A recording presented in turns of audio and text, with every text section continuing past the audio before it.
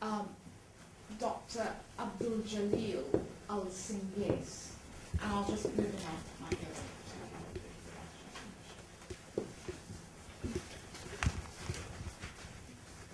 He's chairman of the chairman of the Human Rights Bureau, the Movement of Civil Liberties and Democracy in Bahrain, the HAQ movement. Thank you very much, Baroness Faulkner.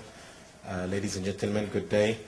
What I've wrote is available in the packet distributed. I wanted to focus on what I call the triad of suppression.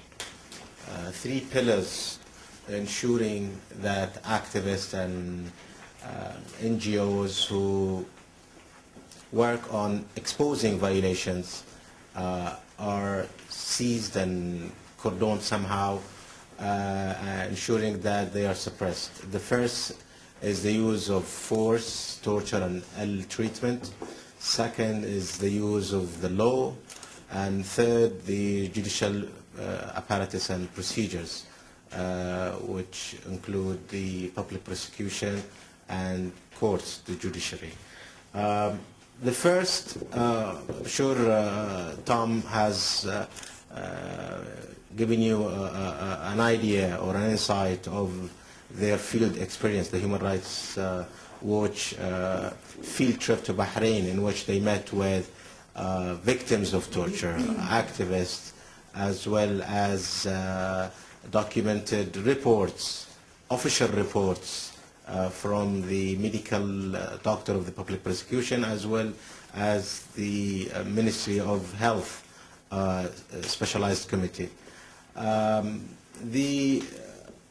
This report, though annoying to the authority, it has not really abated torture. It has not really helped in reducing torture or seizing it.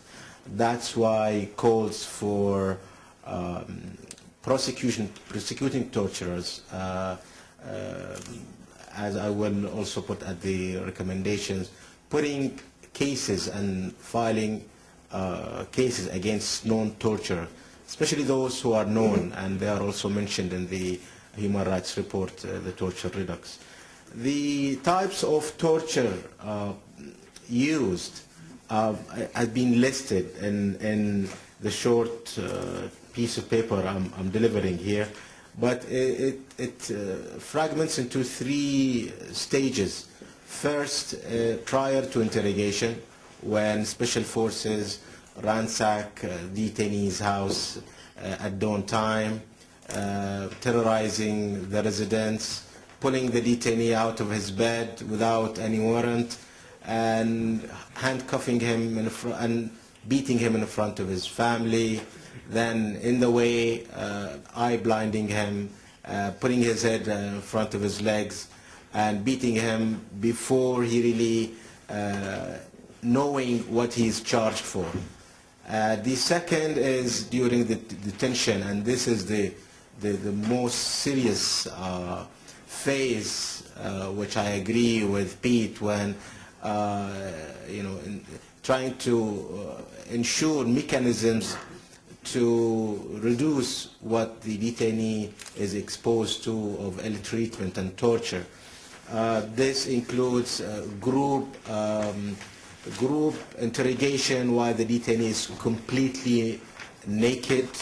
It includes beating him in front of every of the interrogators. It includes depriving him from all basic needs.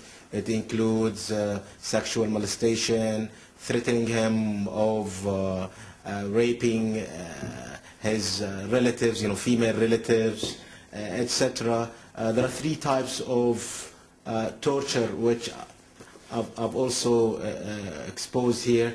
One is the falaka. This is a very well-known way of exposing the detainee to beatings without leaving marks. When I researched into this, it is called falaka, very well known in Turkey, very well known in the Middle East. But the other type of similar treatment is called the Scorpio and the butterfly. These are two types of